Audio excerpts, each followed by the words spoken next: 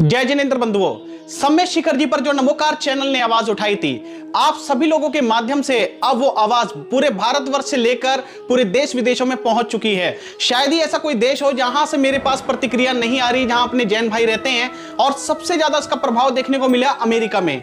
यहां पर मैं धन्यवाद करना चाहूंगा हेमराज जी का, हेमराज जैन जी, जो अमेरिका के निवासी हैं, और उन्होंने मुझे एक मेल और व्हाट्सएप के माध्यम से संपर्क किया और बताया कि राहुल जी, ये जो सम्मेद शिखर जी का मुद्दा है, इस पर हमें कड़ी आवाज उठानी चाहिए और एक पूरी समिति बनानी चाहिए, एक समाधान समिति। यहां पर आप उसका थोड़ा सा विवरण देख भी सकते हैं। तो सबसे पहले तो मैं हेमराज जैन जी और अमेरिका में जितने भी हमारे जैन निवासी रहते हैं, उन्होंने बताया कि लगभग 20,000 से अधिक जैन समाज वहां पर रहता है, और इससे आप समझ सकते हैं यदि 20,000 अमेरिका के जैन समाज भी हमारे साथ जुड़ जाए तो यह मुद्दा कितने बड़े स्तर पर जा सकता है। तो सबसे पहले तो यहां पर मैं आपको सुनाना चाहूंगा राष्ट्र संत मुनि श्री प्रमाण सागर जी की वो वाणी, जिसमें उन्होंने सम्मेद शिखर जी के ऊपर अब बहुत ही अच्छे और स्पष्ट तरीके से हमें समाधान बताया है। तो सबसे पहले सुनते हैं मुनिराज से, उसके बाद मैं आप लोगों को अपने और से कुछ समाधान बताऊंगा। जो शिखर जी जैसे क्षेत्र की वंदना करने के लिए आएगा, उसे यहां कुछ भी अवांछित दिखेगा तो उसे तकलीफ पक्के तौर पर होगा। और मैं समझता हूं ये जो भी प्रतिक्रियाएं हुई है उसका ही फल है। हां, कुछ बातों को बढ़ा चढ़ाकर प्रचारित कर दिया गया और इस घटनाक्रम को आदिवासी समाज से जोड़ दिया गया। वो मैं उचित नहीं समझता कि किसी समाज विशेष से इसे जोड़ा जाए, लेकिन जिस तरह का घटनाक्रम है वो पूरी तरह से निंदनीय है, और इसकी निंदा हम नहीं, पूरी आदिवासी समाज भी करती है, क्योंकि वह भी इस क्षेत्र को पूरी तरह पवित्र मानती है और उसकी पावनता को सुरक्षित रखना चाहती है। कल से मेरी इन लोगों से बातें हुई, मैंने इन लोगों से बात किया कि भाई इस क्षेत्र को लेकर क्या चाहते हो तुम लोग। समाज में बहुत तरह सा मैसेज भी है, भय भी है, डर भी है।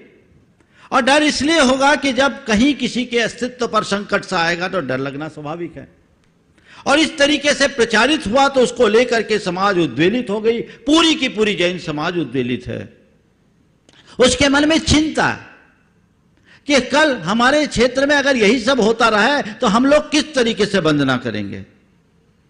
मैं आप सबसे ये कहना चाहता हूं इस मंच से कि ये चिंता जितनी जैन समाज की है उतनी आदिवासी समाज की भी है।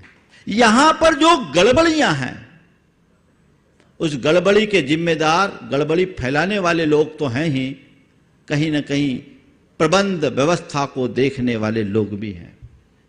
क्यों नहीं हम कोई कोड ऑफ कंडक्ट बनाते हैं, क्यों नहीं हम एक नियमावली बनाते हैं और उसको जगह जगह नोटिस बोर्ड लगा करके सुनिश्चित करते हैं कि पर्वत पर रहने वाले लोगों को इसी प्रकार का आचरण करना होगा।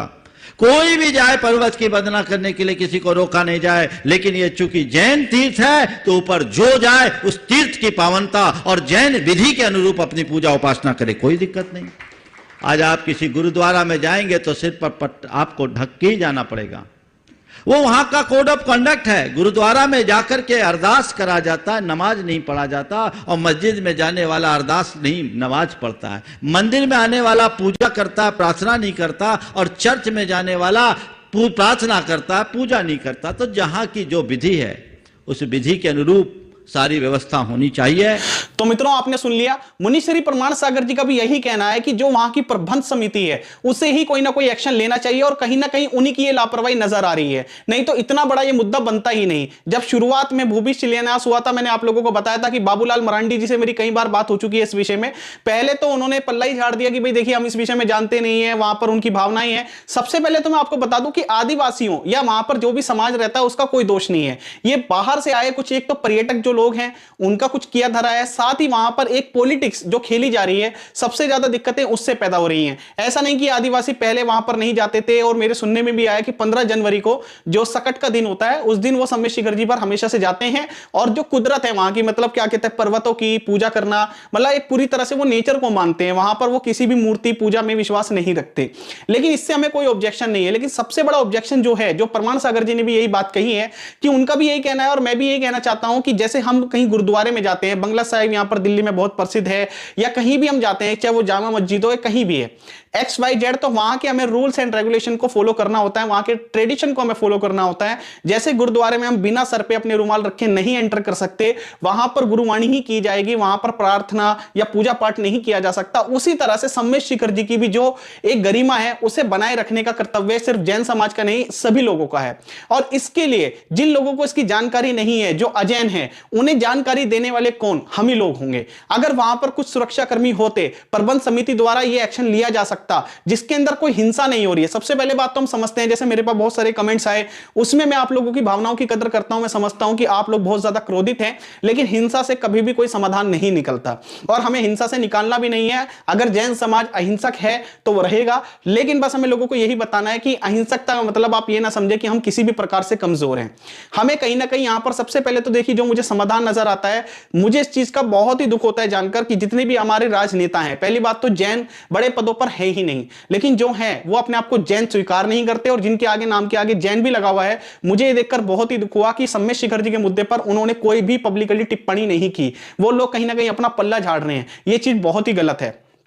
अगर आपको जैन होने से इतना ही ऐतराज है तो अन्य राजनेताओं की तरह आप भी अपने नाम के आगे जैन लगाना बंद कर दीजिए। अगर आपको इतनी शर्म आती है या आप अपने धर्म के लिए कोई एक्शन नहीं ले सकते, जितने भी राजनेता हैं, मैं यहां पर किसी का नाम मेंशन नहीं कर रहा हूं, लेकिन आप इशारों में हर व्यक्ति को समझेंगे, तो मैं यही निवेदन करूंगा, चाहे वो गुजरात के हों, चाहे वो दिल्ली के हों, चाहे किसी भी प्रदेश के हों, उन सभी को यह आवाज उठानी चाहिए। उनकी पॉलिटिकल बैकग्राउंड इतनी स्ट्रांग है, वो इस पद पर पहुंचे हैं, तो अपने सम्मेश शिखर जी के लिए अगर वो थोड़ा सा भी सहयोग नहीं कर सकते, कोई एक्शन नहीं ले सकते, तो ये बहुत ही दुर्भाग्यपूर्ण बात है। तो सबसे पहले हमारे राजनेताओं को आगे आना चाहिए, और जो कमेटी उनसे जुड़ी हुई है, जो कहीं ना कहीं उनसे एक पारिवारिक संबंध है जिनके भी, उन्हें भी थोड़ा प्रयास करना चाहिए उनके माध्यम से कि भाई वो इस पर आवाज उठाएं। इसके अतिरिक्त जो दूसरी सबसे बड़ी बात है, वहां की जो प्रबंध समिति है, प्रबंध समिति को एक्शन लेना चाहिए। कहीं ना कहीं मुझे सुनने में यह भी आया कि प्रबंध समिति कुछ ना कुछ करना भी चाहती है, तो वहां के जो पुलिस थाने हैं, पुलिस अधिकारी हैं, वो उनकी बिल्कुल भी सुनवाई नहीं करते। लेकिन देखिए, वो सुनवाई करें ना करें, लेकिन अगर आप अपने तीर्थ क्षेत्र को सुरक्षित करना चाहते हैं, यदि आप वहां पर प्राइवेट सुरक्षाकर्मी भी ज्वाइन करना चाहते हैं, वहां पर रखना चाहते हैं, तो इसके लिए आपको कोई भी बाध्य नहीं कर सकता।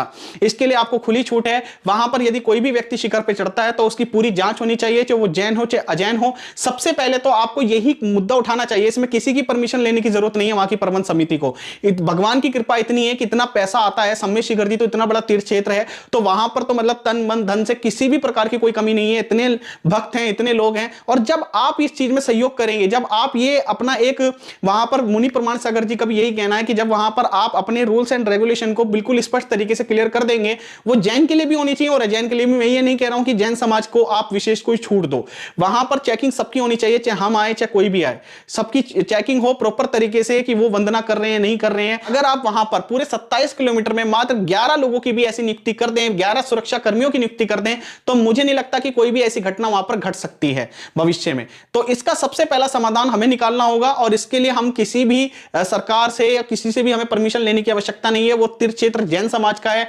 इसकी में सब लोग इस बात को बहुत अच्छे से भली भांति जानते हैं। और जब हम अपने लिए एक एक्शन लेंगे, खड़े होकर जब हम इसके लिए कुछ करेंगे, तो ऐसा नहीं हो सकता कि अदर समाज या आदिवासी लोग हैं वहां के या अन्य जो राजनेता हैं वो भी आपको सपोर्ट ना करें। अगर वो नहीं करेंगे तो उसके लिए पूरा जैन समाज आपके साथ खड़ा है, लेकिन वहां की प्रबंध समिति को सबसे पहले कुछ ना कुछ ऐसे ठोस कदम उठाने चाहिए। ऐसा नहीं है कि जो हो रहा है उसे होने दो और फिर वो कहा जाता है कि यार देखो शिखर जी पर तो ऐसा कुछ नहीं हो रहा। तो सबसे बड़ी जो मुझे गलती नजर आती है वो वहां की प्रबंध समिति की है। प्रबंध समिति को ही एक्शन लेना चाहिए। और साथ ही अमेरिका में भी जो ये मुद्दा उठाया जा रहा है, आपका इस बारे में क्या है कहना? क्या आपको लगता है कि सम्मेश शिखर जी बचाव के लिए एक समाधान समिति बननी चाहिए इसके लिए? तो उसके लिए आप हमें कमेंट करके अपने सुझाव दे सकते हैं कि और हमें और कौन से एक्शन लेने चाहिए। आज की वीडियो में इतना ही। अगर आपको ये वीडियो अच्छी लगी हो नमोकार चैनल की, तो इसे अधिक से अधिक ग्रुप में शेयर करें। जय जिनेंद्र।